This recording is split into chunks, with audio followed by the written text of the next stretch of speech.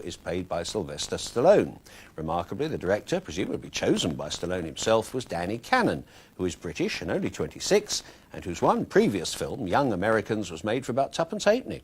Quite a culture shock for him then, to be messing about with mega millions. However, the film was made at Shepperton Studios, and that's where we turned up.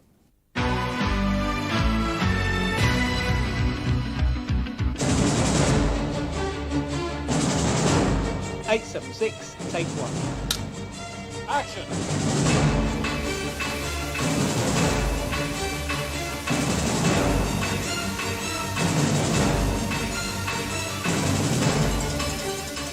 I think Judge Dredd provides an insight into a new kind of figure of authority for the 90s, for lack of a better term, hero. He is basically the product of a civilization gone wild, gone mad. And democracy has collapsed, the Constitution has fallen by the wayside, there's total anarchy, and now there are the judges. And the judges have replaced the legal system. They are the walking institution. Judge Dredd was a comic strip that I had grown up with from a very early age, and images with it and storylines and characters within that had inspired me and remained with me, and it felt very adult. I mean, it was quite violent, it was quite political, and it was quite serious. Maybe we lack a hero that we can believe in. I mean, that was what appealed to me about Judge Dredd as a comic book hero. He didn't have any superpowers, he didn't fly, he didn't have a piece of lightning on his, costume or anything like that. This guy was basically working for working for the state, working for the government as a cop. That's what makes this particular character, Judge Dredd, far and apart, I think, much more insightful than normal comic book heroes. It's not just about violence, it's about a certain kind of philosophy that almost borders on fascism. No, I think Stallone was the only one who did more research than I did, I think. He embraced the character of Judge Dredd. He understood that, that icon status. I mean, he does bring a power, undeniably, to the set. Signal flare! Court adjourned.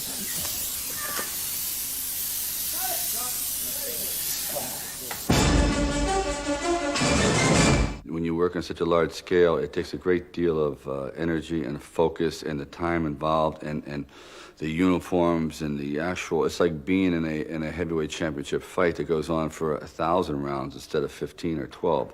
The scale of this movie is so immense and so exciting because we feel as if we're merely a cog in the wheel. How do you compete with the enormity of it? The film's been a massive undertaking and but a very exciting and challenging one because we've been trying to achieve something that hasn't been seen before in terms of opening the film out on an epic scale and making this a very believable city that stretches for miles. We're building everything, all the vehicles, the guns, all the props. You can't go to prop houses to rent futuristic things. And we've sort of pumped up the scale on everything. So, all the guns are, they're monsters. And, likewise with everything, the architectural detailing, everything has been slightly, increased in its bulk. But, when you're looking at any, wall surfaces or, details, you actually, you absolutely believe that you're looking at in 150 years into the future. This is our ABC robot. He's one of the characters in the movie. He starts out as a baddie. Rico is our main villain. Comes across him in a gun shop and powers him up and makes him his personal bodyguard. We're very proud of him. He's a friend, and I'd like to have seen more of him in the movie, but you never know what may happen. You never know if he actually has died or not. The technicians here are absolutely brilliant, and I'm not just saying that because I'm here. I have never seen such craftsmanship on a film. I cannot find a false move. I look at the makeup of the creatures and the mere texturing of the walls. Matter of fact, I went over and introduced myself to the scenic painters. I said, "You're brilliant, you're artists. I mean, in your own, they're like Picassos of what they do. In their world, they're absolutely genius."